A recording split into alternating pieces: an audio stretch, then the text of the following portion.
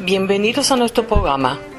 El martes 25 de febrero de 2020, en la CEMI de Madrid, tuvo lugar la charla Resiliencia o la adversidad como oportunidad, a cargo de la profesora Alicia Kaufmann, catedrática y coach senior certificada. Les invitamos a escuchar la grabación.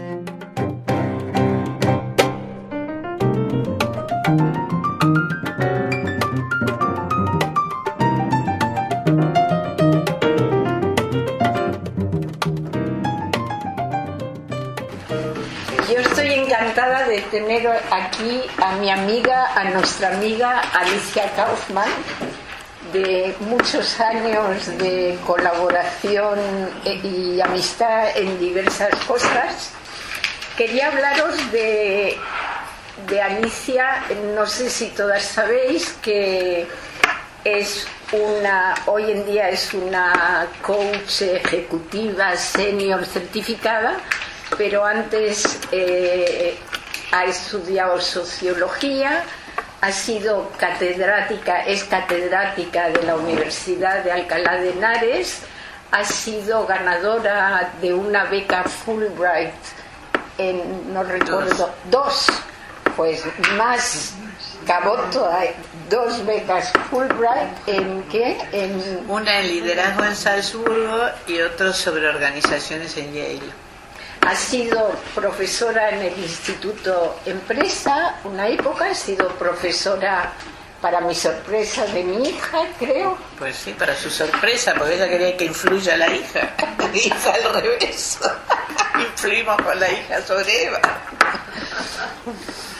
Es hija de superviviente.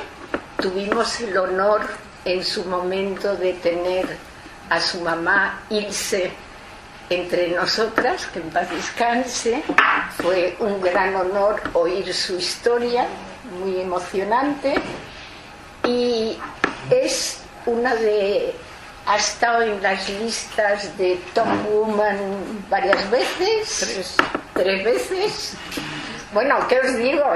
La verdad, yo estoy muy admirativa y creo que es una suerte para todas nosotras escuchar hoy su conferencia sobre resiliencia o la adversidad como oportunidad. Y gracias por estar hoy aquí. Bueno, yo le agradezco a Eva la invitación. Siempre me encanta estar aquí con el grupo de amigas y una compañera de fatigas en todo tipo de entuertos vitales en las que nos hemos acompañado y apoyado mutuamente, particularmente algunas de las que están aquí. Bueno, yo esta presentación, de los que le voy a hablar hoy, la verdad es que no lo presenté nunca, me lo inventé y salió así, no sé, gracias a la patada que de vez en cuando me da Eva, la creatividad. Y me parece que es un tema importantísimo para todas nosotras. Yo presenté algo hace 2 meses en Buenos Aires sobre resiliencia, pero vinculado a directivas y a deportistas de alto rendimiento. O sea, ¿cómo hacen para aguantar tanto? Porque se entrenan 4 años y en 1 minuto pueden perder todo lo que han hecho. Pero ¿cuáles son las competencias que tienen? ¿Por qué esas personas tienen una forma de ser totalmente diferente? ¿Y por qué tienen ese aguante? Y entonces me dije, pues esto es totalmente aplicable al judaísmo, pero sobre todo para mostrar esa parte positiva, porque finalmente lo que está pasando ahora en el mundo es que hay una vuelta al nazismo, una vuelta a los viejos estereotipos contra el judaísmo, del judío ahí maltrecho pero lleno de dinero, y nosotros tenemos que luchar contra muchas cosas, pero sobre todo con esa estupidez mental y esa falta de desconocimiento de lo que realmente somos los judíos. Entonces me permití tomar como primer ejemplo el ejemplo de mi madre, que algunas compartieron con ella el libro, la historia de Ilse, ¿no?, que está aquí a la derecha. Y la historia de Ilse fue una historia muy bonita para las que leyeron el libro, pero también sumamente complicada. Y yo, como hija menor, pues escuché esa historia una y mil veces, desde que tuve uso de razón. Rosita lo sabe bien, conoce a mi madre, ella también. Lo sé. Porque las hijas escuchamos, y si una hija no está todos los días es una mala hija, y si un hijo viene una vez al año, mira qué hijo maravilloso. Esto es algo que las madres judías tenemos que arreglar, porque va en desmedro de las hijas. Pero sí siempre me llamó la atención que mi madre, por ejemplo, vino a vivir aquí con lo del corralito, me estaba hablando de cuando entraron los nazis en su casa y agarraron a mi hermano con meses y lo iban a tirar por el balcón, y me lo contaba como si hubiera pasado hace 5 minutos. Y yo decía, pero mamá, han pasado tantos años, mi hermano ya se había muerto. Y con situaciones que había vivido era como si hubiera pasado hace 5 minutos. Y por más que yo racionalmente le hablaba, pero no, mamá, y qué sé yo, nada, esto era así. Pero cuando me pidieron ahora esta conferencia sobre resiliencia, empecé a leer mucho. Y además tuve un paciente de coaching que tenía una situación muy complicada, que yo no sabía cómo resolver, pero tampoco los psicólogos. Y estaba enganchado en una situación traumática. Entonces este autor que descubrí, que iremos descubriendo juntas, se llama Boris Cyrulnik. No sé si lo conocéis, si lo habéis leído, ha escrito muchísimo. Pero Boris Cyrulnik estuvo en un campo de concentración, creo que estuvo en Auschwitz, y se salvó a los 6 años y medio, se pudo escapar, era huérfano. ¿Por qué se pudo escapar? Porque había una montaña de cadáveres. Encima de él había una señora que estaba viva, que lo protegía. Y entonces, bueno, los nazis pasan, estos ya están muertos, pasaron de largo, fueron tirando a la gente, y y esa señora se escaparon. Pero este aquí, que hace muy pocos años, él dio una conferencia en Estrasburgo, y cuando dio la conferencia en Estrasburgo, me emociona mucho ni siquiera contarlo, llamó una señora y dijo, este es el pequeño Boris al que yo salvé. Impresionante. Sí. Entonces el pequeño Boris estuvo en orfelinato, fue a París, estudió medicina, estudió neurología, estudió psiquiatría, pero se dio cuenta que casi nadie había estudiado el trauma. Él obviamente como terapeuta fue a muchos psicólogos, porque no, digamos que pasar por Auschwitz o simplemente el hecho de por ser judío ser perseguido ya tiene tela la cosa, ¿no? O sea, porque tienes ojos azules, porque eres rubia, porque eres bajita, te pueden perseguir por cualquier cosa. Entonces él se dio cuenta que esta cuestión del trauma no lo sabían manejar los psicólogos, ni hablar de la muerte. Yo pasé por esa experiencia, porque yo no viví esta historia, pero como la escuché desde pequeñita, y luego a los 46 años murió mi único hermano repentinamente, el tema de yo y la muerte y yo, pues era como que la tenía aquí. Entonces hice mi tesis doctoral en París sobre la imagen social de las enfermedades graves, porque en Argentina empecé a trabajar sobre la lepra. También, temita mono. Pero en un momento en la tesis yo me trabé totalmente, no podía seguir, se me bloqueó la cabeza y de golpe, yo estaba en terapia, me di cuenta por qué elegí o por qué me quedé enganchada con ese tema. Y era el tema que los judíos, al tener la estrella de David, se tenían que identificar como diferentes. Y el leproso tenía que ir con una campana a identificarse como diferente, o sea que era una muerte social. Cuando yo me di cuenta de esas cosas y mucho más, mi cabeza, que yo estaba ahí 9 años empollando esta maldita tesis, fue como un manantial. Empezaron a salir millones de ideas y realmente en lo que hice de mi carrera profesional es de lejos lo mejor, porque luego lo trasladé al cáncer. Cuando yo leí la tesis doctoral aquí, los catedráticos dicen, ay, yo no puedo tocar esto, pero ¿qué temas?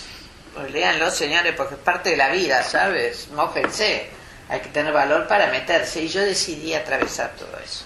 Entonces, esto es un poco para contarles de dónde viene la historia que les voy a contar, que también haremos algún trabajito de a dos, hacerlo más interactivo, porque me importan vuestras ideas muchísimo. Hayan pasado por temas del Holocausto, hayan pasado de largo, da igual. Problemas hemos tenido y tenemos todos. La vie n'est pas un fleuve tranquille, ¿no? Hay borrascas, hay tormentas y hay momentos de bastante calma, afortunadamente. Entonces, ¿cómo veo yo la cuestión? Yo la cuestión la veo así, y ya me criticaréis, sobre todo Sara, que viene aquí con toda la energía de la fuerza de la nieta, que estamos con todo el trabajo meritorio, sobre todo de Eva y de Patricia, que están haciendo, que es increíble, hablando de lo que pasó, ¿no? De los 6 millones, o sea, que la gente por lo pronto tome conciencia, porque la otra es como decir, ¿qué es un judío? ¿Qué es un diablo con rabo? Yo cuando llegué en el 75, ¿qué es un judío? Pero no sabemos, realmente era ignorancia, no era antisemitismo, era ignorancia y estupidez. Pero de lo que no se habla es de los estragos emocionales de los supervivientes y de los hijos de los supervivientes. Porque esta es una cuestión intergeneracional. Esto no es una cosa light, ay, estornudé, mañana me olvido. No, es que me persiguieron durante años y el ser judío era como una vergüenza, cuando debería ser el súper orgullo de cualquier sociedad, de tener judíos y judías en su sociedad. Y yo quiero firmemente apostar por esta línea y que lo digan los otros así, como piel de pato. Sé que es fácil, pero bueno, me quiero embarcar en esta cruzada. Entonces, ¿qué es lo que pasa con esto? El tema del rol análisis es algo que yo trabajo mucho con mis clientes de coaching.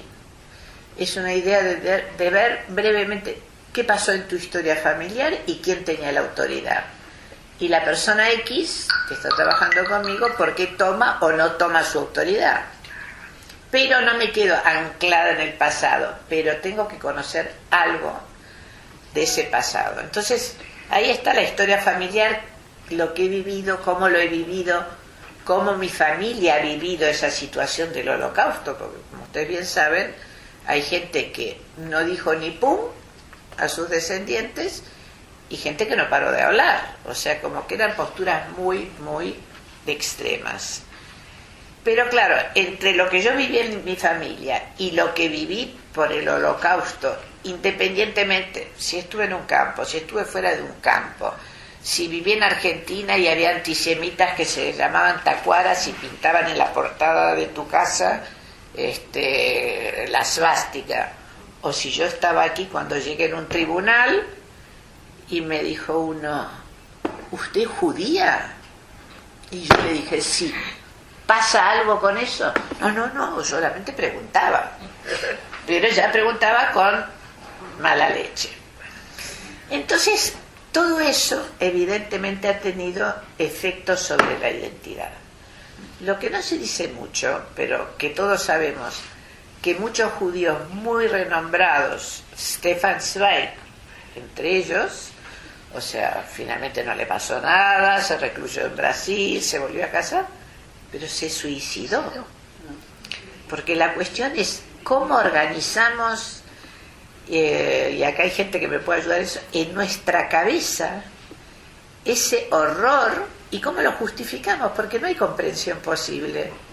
No, ¿cómo justificas eso? No la hay, no se puede decir, porque tú tienes ojos así. No la hay, simplemente era judío. Y eras aquel grupo chivo expiatorio. Porque, ¿qué pasa? Si nosotros tenemos chivos expiatorios, los demás somos fantásticos. Si yo digo que Patricia es la mala malísima, pues Alicia es la buena buenísima. ¿Me explico? No, yo digo que cómo funciona la gente, porque todo el día todos los días la gente nos proyecta cosas. Y todos y todas tenemos partes negativas y partes positivas. O sea, si aceptamos nuestra parte positiva y nuestra parte negativa, no hay problema. Pero el problema, dice, el problema es de todos los migrantes, el problema es de los judíos, el problema es de los negros, bueno, de algunos, quizás. Pero lo que me importa sobre todo es cómo me afecta a mí. Hay mucha melancolía dentro del pueblo judío, sobre todo el Ashkenaz, porque hubo mucha muerte, muchísimo más que comparando con los que no han pasado por la experiencia del Holocausto, porque esa es incomprensible. Que ha habido persecuciones, seguro, pero eso fue el nivel más fuerte. Entonces, de los supervivientes del mundo incierto, es que nosotros tenemos tanta gente tan buenísima, pero buenísima, superdotados un montón, porque Marx, Einstein, Freud no eran tontos, estemos de acuerdo, no estemos de acuerdo, ellos han cambiado la cosmovisión del mundo, le han dado patas para arriba. Freud claramente descubrió el inconsciente, o sea, ¿qué es lo que está por debajo? Como esa primera imagen que vimos, esta, la parte de abajo. O sea, hay una parte que se ve en todos nosotros, pero está la gran importante parte que no se ve. Como con los niños, no hablan. Ayer fui a buscar a mi nieto, una cara hasta el suelo. ¿Qué tal? ¿Te fue bien? Sí. Entonces, tú no sabes lo que le pasó debajo. La madre le pregunta, ¿te peleaste con alguien? No. Entonces, yo voy a decir una maldad, muy maldad. Mi nuera me dice, es que tiene genes bien. Yo me llevo muy bien con mi nuera, muy bien, estamos totalmente de acuerdo. Con mi nuera estamos totalmente de acuerdo, pero me dijo, claro, es una cosa genética, funciona así. Entonces, nosotros tenemos herencias culturales muy importantes, tenemos deportistas, tenemos premios Nobel, una cantidad impresionante. No los traje, pero es una cuestión que nosotros no nos quedemos pegados a toda esa parte negativa de víctimas que nos han hecho, porque es cierto que nos han hecho, y podemos trascender eso. Sí hablar del Holocausto, señores, ustedes son unos desgraciados que han matado a 6 millones de gente inocente. Solamente de mi familia mataron a 20 personas en Auschwitz. Y yo me llamo Alicia por una tía Alicia, que nos fueron escribiendo, que están en los libros de mi madre, pero yo he tenido desde siempre problemas de asma. No es una cosa biológica, o sea que yo creo que es mucho más de acá, de pensar. Además mi madre adoraba a esta tía Alicia, la quería mucho más que a su madre, pero claro, cuando fui a Auschwitz es que yo sentí la presencia de ellas. Dirán, Alicia está loca, pero yo sentí como que estaban ahí a mi lado. Entonces tenemos los premios Nobel. En tecnología, los punteros han sido nuevamente los judíos. Sheryl Sandberg, no sé si es la directora general de Facebook o tiene un cargo altísimo, multimillonaria. Pero esta mujer ha tenido un problema de resiliencia muy fuerte, y es que ella se fue, cuando sus hijos tenían 8 o 9 años, se fue de vacaciones a México. Por primera vez dijo, vamos a dejar a los chicos, y nos vamos con una pareja de amigos a México. Se fueron a México, y el marido tarda en volver a la habitación, tipo joven, deportista, 40 años. Y dice, pero no puede saber, ¿dónde se ha metido este? Lo va a buscar por todo el hotel, y estaba en el gimnasio, se había caído, se había golpeado la cabeza y se murió. Entonces esta mujer primero escribió un libro que se llama Leaning, o sea, apóyate grupalmente entre mujeres, y el otro era el plan B, que era su parte resiliente, porque ella al año y pico conoció a un señor y decidió hacer pareja con este señor, y fue altamente criticada por todo el mundo. Pero ella lo va contando paso a paso, cómo lo pasaron los hijos, cómo lo pasó ella, que la llevó a buscar otra relación de pareja. O sea que finalmente estamos muchas veces ante situaciones, o nos podemos quedar de brazos caídos, o podemos intentar decir, bueno, pues esto fue, disfruté lo que pude, pero tengo hijos pequeños, tengo que salir adelante, esto es lo que hay. Tenemos en el mundo del cine, vamos, Hollywood lo inventaron los judíos, tampoco se dice, pero lo inventaron los judíos. Luego en investigación, Rita Montalbini, 103 años. Ana Frank, el libro que seguimos dando a nuestros adolescentes. Ahora el caso Dreyfus, que no sé si lo habéis visto, pero sí recomiendo, todo el mundo lo debería ver y se debería pasar aquí, pasar un debate. Porque cuando se dan cuenta que lo han juzgado erróneamente y aceptan que lo han juzgado erróneamente, dicen, es un judío, ¿qué más da? ¿Qué más da? Sí, da y mucho, porque ustedes están perdiendo gente brillante de la humanidad. Se están cargando a la mejor parte de la humanidad y se quedan los idiotas. Entonces, ojito con lo que hacen y ojito con esta cosa de tapar. No, hay que destapar, pero hay que dar un paso más adelante. Hay que explicar quiénes somos de verdad. Entonces ya os decía, la industria del cine y el caso Dreyfus, a mí lo que más me impresionó y me hizo recordar mucho Yad Vashem es que la película empieza y le van arrancando las medallas, le van arrancando su identidad profesional y todo eso se ve en el suelo. Y yo me acordé cuando entré a Yad Vashem, lo que más me impactó fue la sensación de destrucción de la identidad. Tú no eres nada, tú no eres nadie. Y bueno, entonces no hay que estar con los nadies, sino hay que mostrar todo lo que los supuestamente nadies han aportado y aportan a la humanidad. Porque con Israel estamos igual. Que matan a los malos malísimos que matan a X árabes. Bueno, y todos los avances científicos, y toda la cuestión del agua, y todo el progreso que hay en Israel de la nada. Entonces yo creo que hay que ir un poco por ahí. ¿Tienes agua? Bueno, os presento a Boris Cyrulnik, que escribió muchos libros. Yo leí Los patitos feos, que es, aunque él tenía una infancia terrible, que fue su caso, porque estuvo en un campo de concentración, él dice que puedes transformar eso, y él habla del amor. Él habla del amor, y vamos a ir más al amor un poco más adelante. Y él dice que esa comunicación, y vamos a volver varias veces sobre esto, entre una madre y una hija, por ejemplo, que le cuenta, ¿por qué es tan fuerte? Porque para mí es como si mi madre me hubiera contado todo esto ayer. Es porque te comunicas alma a alma, ni siquiera es una cuestión racional. Y yo creo que, y lo he visto mucho, las hijas de mujeres que han pasado por estas situaciones, sentimos la necesidad de reparar lo irreparable. ¿Por qué mi madre ha tenido que sufrir esto? ¿Y qué puedo hacer yo al respecto? Y mamá disfruta, pero había una herida emocional muy profunda que no se puede reparar porque la has vivido y la ha vivido cada uno. Uno puede estar, uno puede acompañar, y creo que los psicólogos también se tienen que poner las pilas, y aunque estén muertos de miedo, pues señores, cuando mi hermano se murió y yo fui al psicólogo, que yo lo había soñado, me dice, yo fui antes con el sueño que tuve, 3 meses antes, porque soñé lo que pasó. Y él me dice, bueno, no haga caso.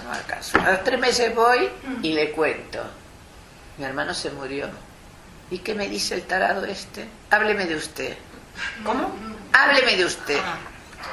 Pero yo estoy hablando de mi hermano, es una parte mía. No, hábleme de usted. Bueno, yo lo que le dije, ¿sabe qué? Yo con usted no voy a seguir, eso está claro. Entonces me dice, si usted no sigue conmigo se va a suicidar. Le digo, si yo sigo un segundo más con usted me voy a suicidar. Adiós, muy buenas. Entonces, a lo que voy, que hay poca gente que realmente puede ayudar de verdad en estos temas. Entonces, Cyrulnik, su gran mérito como médico es que se metió de lleno en eso. Entonces, ¿quiénes son las personas resilientes? ¿Y por qué? Luego veremos, hay algunos que son resilientes y otros no.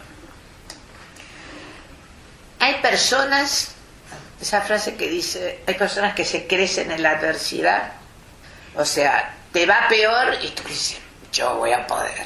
Te da nota, yo voy a poder.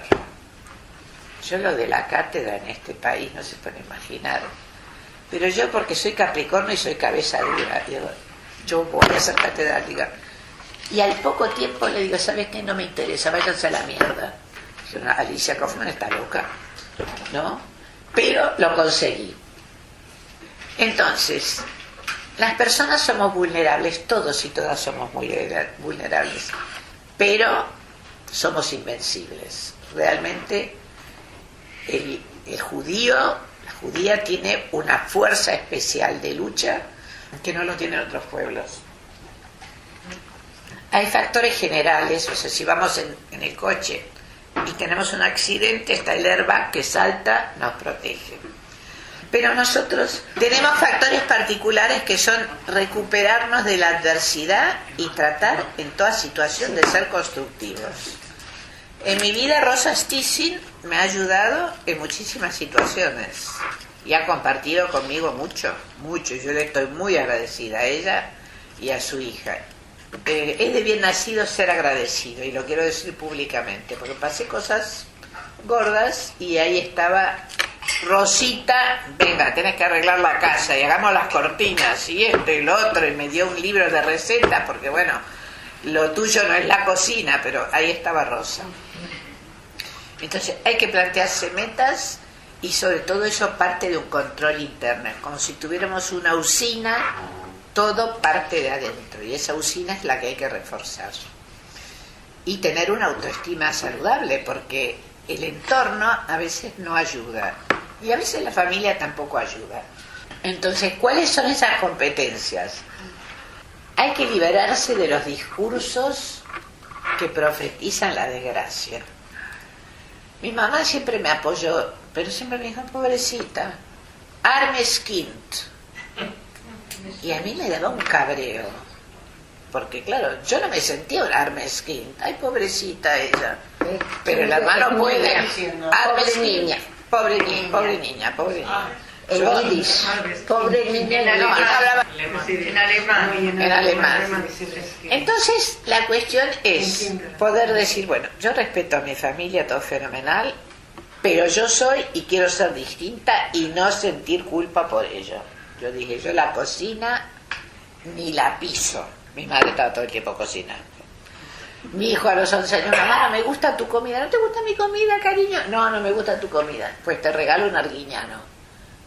Cocina como los dioses, su mujer que es nutricionista no hace ni un huevo, y se compró una Thermomix. Mi hijo dice, estoy enamorado de la Thermomix. Entonces, claro, yo dije no, y además tengo que tirar adelante con la familia. Hay que tratar de no repetir eso. Mi madre pobre no salió del trauma y repetía siempre la misma historia, y era una persona alegre. Tú sabes que era una persona alegre, tenía mucho sentido del humor, pero era como una nube negra que pasaba por ahí y no se podía con ella. Y yo con Cyrulnik logré superar, ponerme encima de la nube. Hay que ver que hay otras posibilidades, y lo que dice Cyrulnik, lo importante es lo afectivo. Saber que aunque sea una sola persona, nos quiere incondicionalmente. Tengo una amiga que está haciendo su tesis doctoral en Londres y está estudiando, digamos, la vulnerabilidad de las mujeres líderes. Entonces dice, entrevisté a un señor y tenía un anillo que decía dentro de la mujer, te quiero incondicionalmente. Solo con eso basta. A veces no necesitamos el universo, pero sí necesitamos, si por desgracia no lo hemos tenido en casa, alguien, un amigo, un rabino, algún familiar que esté por nosotros. Entonces, básicamente, el que es resiliente está convencido que vale la pena vivir. Hay mecanismos que nos protegen del estrés. La conexión afectiva es el más importante. Y los bebés, porque la personalidad se forma cuando son muy chiquititos, sobre todo entre 1 y 3, tiene que sentir ese afecto, eso que está protegido, porque si no lo siente, ese niño luego se crea una coraza y se dicen, ay, qué niño independiente, qué mono. No es un niño mono. Como no le han hecho caso, se ha acorazado como el acorazado Potemkin, para poder salir adelante. Entonces los padres seguros lo que tienen que hacer con los niños es calmarlos y sostenerlos. O sea, un niño no es un adulto en chiquitito. No, necesita, como la plantita necesita el árbol en donde apoyarse para crecer. Y el amor es ese combustible, porque todos nos queda la memoria emocional, lo que hemos sentido, la corporal y la verbal. A veces nos dicen una palabra y es un incendio, pero porque nos recuerdan alguna situación dolorosa que hemos vivido que por ahí no tiene nada que ver con el que nos ha dicho ahora. Pero yo recuerdo muchas veces que a veces, cuando yo me siento juzgada por alguien, es que es como el toro. Ahí salto como leche hervida. Entonces, ahora quisiera que hagan un ejercicio, compañeros 1 y 2. Entonces 1, 2, 1, 2, 1, 2, con el de al lado. Y trabajen 3 minutos cada uno más de una situación sobre lo que les voy a mostrar. Y vamos a hacer el ensayo con Eva. Y no en vano elegí estas 2 imágenes, porque buscaba 2 personas conversando en internet que encontraba, todas con móviles. Entonces yo no quería a alguien que esté con un móvil hablando con la tecnología, quería un ser humano enfrente. Pero luego se me ocurrió esto que podía ser interesante.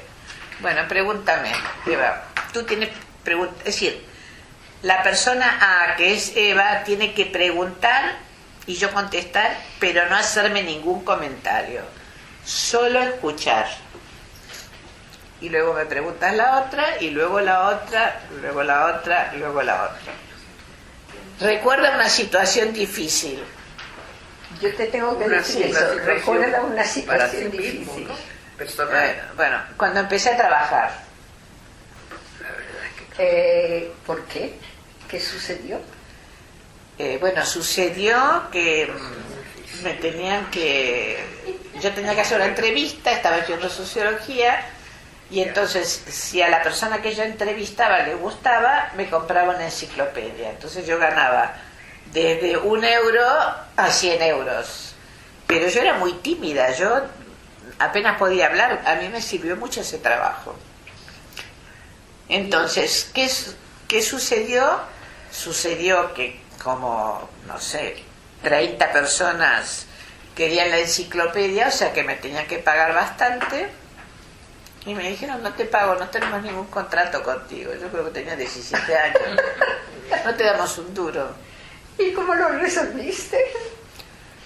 Llamé a mi hermano mayor. Carlos, ven para aquí, putea a estos tipos. A mi primo Somosol. Bueno. ¿Y qué aprendiste? Aprendí que ante cualquier negociación, primero que el dinero es muy importante para el hombre y para la mujer, pero para la mujer porque es autonomía, y yo quería autonomía, yo quería ser bastante libre. A los 17 años ya. A los 14. 14. Sí. A los 14 ya me ganaba mi dinero. ¿Qué aprendí? Que quizás no hay que lanzarse tan rápido, entusiasmarse tan rápido, hay que contar hasta 10 en cualquier situación, porque cuando tú actúas por el entusiasmo te pueden meter el perro como me lo metieron a mí. Si dices desde la cal, si dices, bueno, muy bien, yo voy a trabajar con ustedes, pero denme un contrato por escrito, o preguntar a un abogado, a mi hermano, oye, ¿cómo crees que debería ser? Entonces me ofrecen este trabajo, ¿cómo debería ser? O sea, preguntar a un experto, que pedir consejo. Uno a los 17 cree que uno lo sabe todo, y actuar en consecuencia. No te pago, no te preocupes, lo vas a arreglar con mi abogado. Entonces yo creo que ahí hay que hacer una estrategia, pensar bastante bien y decir sí o decir no, pero sobre todo sentirse seguro. Yo dije, ay, mi primer dinero tal, todo era como el príncipe azul. Bueno, el príncipe azul no existe. Existen realidades mejores o peores, pero hay que bajar a la realidad. ¿Se entiende? Te lo puedo hacer a ti, Eva. Recuerda una situación difícil. ¿Tengo tantas? Una. Pues La primera vez que tuve que hablar en público. No es dramático, pero... ¿Qué pasó? Que sentí que tenía muchas ideas, pero que ni mi voz ni mi alocución me acompañaban. ¿Y cómo lo resolviste? Pues creo que no lo resolví muy bien hasta hoy. Curso de oratoria. ¿Y qué aprendiste? Pues que tengo que hacer con lo que tengo. No tengo una voz bonita, no hablo muy bien, tengo muy buenas ideas y no siempre sé transmitirlas. Y es lo que hay. Está muy bien el ejemplo, pero también sí se puede aprender. No se puede un fin de semana un curso y decir, bueno, lo voy a aprender mejor, o sea, no pasa nada. ¿Está claro lo que hay que hacer? Puede ser cualquier situación, vinculada o no con el judaísmo. Simplemente compartir una vez, dos veces cada una, porque tenemos miles de situaciones. ¿Estamos de acuerdo? De acuerdo. Bueno, hacemos unos 7 minutos, venga, ya, con el de al lado. Y paciencia. Bueno, no voy a traer más definiciones porque no quiero cansar, pero sí quiero terminar con algo. Girls, volviendo a la resiliencia y al judaísmo, cosas que nos han ocurrido. Entonces, en general, ¿qué se transmite a los hijos? En Israel hay unos 200.000 sobrevivientes de Holocausto. Por lo tanto, hay hijos y nietos que tienen padres y abuelos con traumas. Algunos tienen una imagen positiva de sí mismos, ¿no? De víctima. Y esos que tienen imagen positiva son todas aquellas personas que silenciosamente lucharon en la resistencia. Mi padre, por ejemplo, estaban en Praga y dio a los ingleses todos los sitios estratégicos donde había que bombardear los arsenales que tenían los nazis por aquí y por allí, porque vivían allí, habían migrado allí. Y a mi abuelo también colaboró con la resistencia y también le dieron un título honoris causa en Inglaterra. Entonces, la gente que luchó activamente, que fue muy resiliente, bueno, eso fue un elemento que les ayudó, digamos, a salir adelante, porque esa fuerza interior. Otros que por miedo, porque realmente era una situación muy límite, sobrevivieron, pero con muchas depresiones. Y bastantes, aunque esas cifras son un poco oscuras o no se conocen, muchas depresiones y también bastantes suicidios. Ahora bien, tú me preguntabas el otro día, Eva, ¿por qué algunos no hablaban? Y yo seguí leyendo y explorando. Es que había una prohibición de afirmar quiénes eran. Si dices que eres judío, morirás. Y como una prohibición cultural. Y entonces no podían dar sus testimonios. Pero a mí me pasó ir hace 5 años a un congreso a Londres, y una se llamaba, no sé, Gaby Cohen, y no sé qué hablaba, mira qué bien que somos judías. No lo digas, que no lo diga. Londres, siglo XXI. Y entonces yo creo que hay algo de esto de, no hay que decir, siempre hay que decirlo y con orgullo. Mira, le voy a contar un ejemplo, porque a veces el ejemplo es el más claro, de una cena de antes de ayer. Todos conocen a Nora Busterman, que da clases de música. Entonces el marido nos cuenta la siguiente historia. Estaba en un concierto y el director dice, esto es una judiada. Entonces él se levanta y le dice, mire usted, yo le quiero decir que usted me acaba de insultar gravemente porque yo soy judío. Y entonces el director dice, bueno, pero esto es en el habla común. Dice, bueno, en el habla común, si usted es director de una orquesta, debería tener la suficiente cultura para averiguar y no decir esto porque es un insulto, y es un insulto muy grave para los que somos judíos. Bueno, la cosa siguió, vino la pausa y dijo, estos me van a echar del concierto. Todos los compañeros, bien, bien, te pusiste al jefe, no sé qué pelota, qué bien. Y entonces vuelve, viene el hombre y le dice, mire, tiene usted toda la razón y le quiero pedir mis disculpas. Entonces yo creo que, lejos de ese miedo que nos atenaza, cada vez que escuchemos esto, que hay miles de expresiones en España, decir, psst, no callarse, porque el no callarse viene de muy atrás, y este hombre era prestigioso violinista de esta orquesta. Yo llamé a la radio por la palabra judiada. Bueno, no, ahora no doy más palabras, pero necesito terminar. Entonces, los rasgos comunes de los supervivientes, ¿cuánto tengo todavía? 5 o 10 minutos. 5 minutos. 5 minutos. Bueno, rasgos comunes: culpabilidad e hipermemoria, ¿no?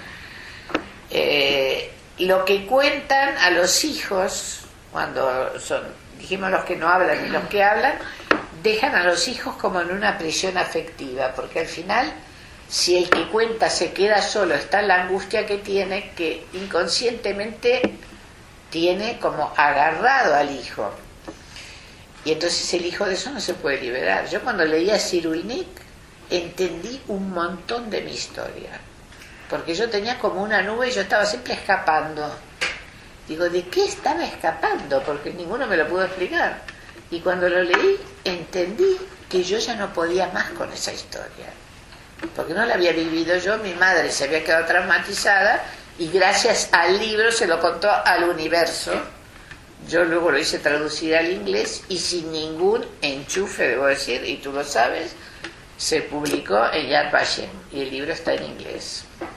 Pero a lo que voy, que son cosas que no nos damos cuenta, por eso me pareció tan importante que Eva me dé este espacio para compartir esto con vosotros, porque no es una prisión física, pero es una prisión mental que estás todo el tiempo con esa historia en la cabeza. Yo leí, entendí y fue como una nube que se fue.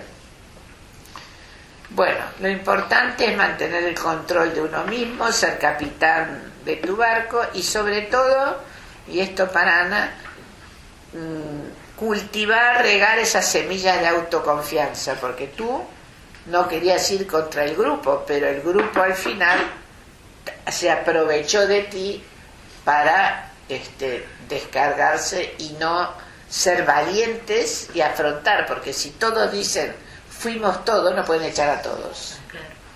Esa es la diferencia. Prefieren ese grupo. Otro grupo dice, no, hemos sido todos. Ya vete a elegir y saber elegir el culpable. Entonces, si yo con esto ya casi termino, ¿cómo se transforma un trauma? Lucía, esto es una familia francesa, tenía 5 años cuando sus padres contrataron a una niñera que se llamaba Irene y que había estado en Auschwitz. Irene perdió en Auschwitz a sus hijos y a sus maridos, a su marido. Y esta era una familia de periodistas muy alegres, eran judíos, pero ella nunca quiso que ellos supieran que ella había estado en Auschwitz, nunca lo mencionó. Los chicos la querían muchísimo, pero un día Lucía, la nena, que tenía ya 11 o 12 años, le preguntó algo sobre su historia, y esta no pudo más, la niñera, y se la contó.